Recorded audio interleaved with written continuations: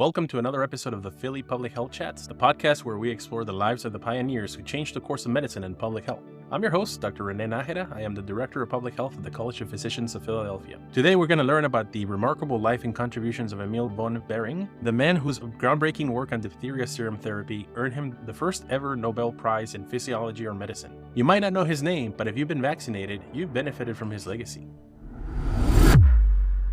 Let's get started by setting the stage. It's the late 19th century, and diphtheria is a deadly threat, especially to children. The bacterial infection forms thick gray membranes in the throat, often suffocating its victims. At that time, there was no reliable cure, so enter Emil von Behring. Behring was born on March 15, 1854 in Hansdorf, a small village in what was then the province of Prussia, which is now a part of Poland. His family struggled financially. After all, he was one of 13 children. This meant that he couldn't afford to attend university in the traditional sense. Instead, Behring enrolled at the Kaiser Wilhelm Academy in Berlin, a military medical academy, where the government would cover his education in exchange for military service. During his early career, Behring worked with septic diseases and studied under some of the most prominent minds of the time, including Robert Koch, the father of bacteriology. Behring's military medical service allowed him to hone his skills and focus on the issue of infection, particularly in treating diseases like diphtheria and tetanus.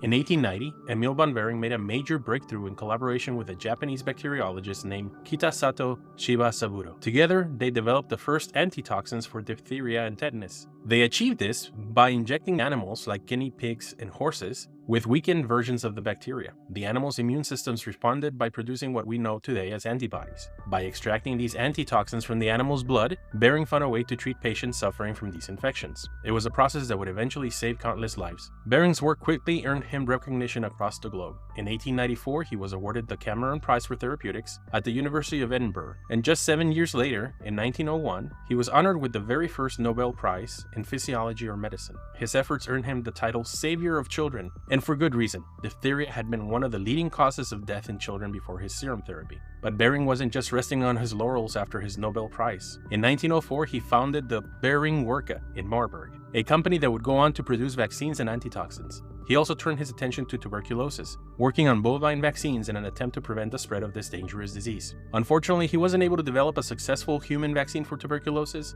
but his efforts did lay the groundwork for future research in immunology. Beyond his scientific achievements, Behring had an interesting personal life. In 1896, he married Elsa Spinola, the daughter of a well-known hospital director in Berlin. Together, they had 6 sons, and Behring even owned a villa on the island of Capri, where the famous Russian writer Maxim Gorky lived for a time. Of course, no story of scientific innovation comes without a bit of controversy. Behring's relationship with fellow scientist Paul Ehrlich was strained after the collaborative work on diphtheria serum. While the two worked closely to develop the antitoxin, it is believed that Behring maneuvered to claim the majority of the financial rewards and the recognition for the discovery. This led to Ehrlich being overlooked when Behring won the Nobel Prize. However, Ehrlich would later win his own Nobel Prize in 1908 for his contributions to immunology. Sadly, Emil von Behring passed away on March 31, 1917 in Marburg, but his legacy lives on. His name is immortalized in institutions like CSL Behring, a company that continues to produce biotherapies derived from plasma. His Nobel Prize medal is displayed at the International Red Cross and Red Crescent Museum in Geneva.